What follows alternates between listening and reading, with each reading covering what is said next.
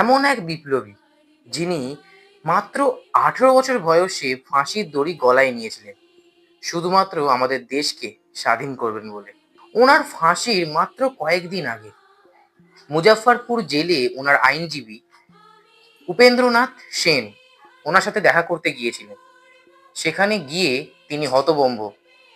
সেই ছেলেটি নিশ্চিন্তে হাসছে, কিন্তু উকিলবাবু তাকে দেখে চোখের জল আর আটকে রাখতে পারলেন না। তিনি তাকে বললেন, তোমার আর মাত্র কয়েকদিনের মধ্যে ফাঁসি, তোমার কি একটু ভয় করছে না? তুমি নিশ্চিন্তে আছো আর হাসছো। ক্ষুদিরাম বসু হাসতে হাসতে বললেন, ভয়? সেটা আবার কিসের? আমি তো গীতায় পড়েছি, আত্মা কোনোদিন মরে না, বরং ফাঁসটা একটু তাড়াতাড়ি হলেই ভালো হয়, কারণ আমার তো আবার জন্মতেও দেরি হবে। কাজ তো আমার এখনো শেষ হয়নি, ব্রিটিশদের তাড়াতে আমাকে তো ফিরে আসতেই হবে। উকিলবাবু ফিরে যাওয়ার আগে ক্ষুদিরাম ওনার হাত ধরে বলল, আপনি কাঁদবেন না, আমি আবার ফিরে আসব। আর যদি আমায় চিনতে না পারেন, দেখবেন আমার গলায় একটা দড়ির দাগ থাকবে।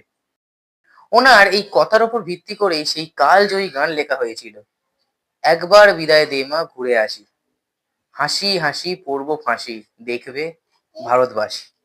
মৃত্যুকে এমন তুচ্ছ করে কেউ কি ভাবতে পেরেছিল?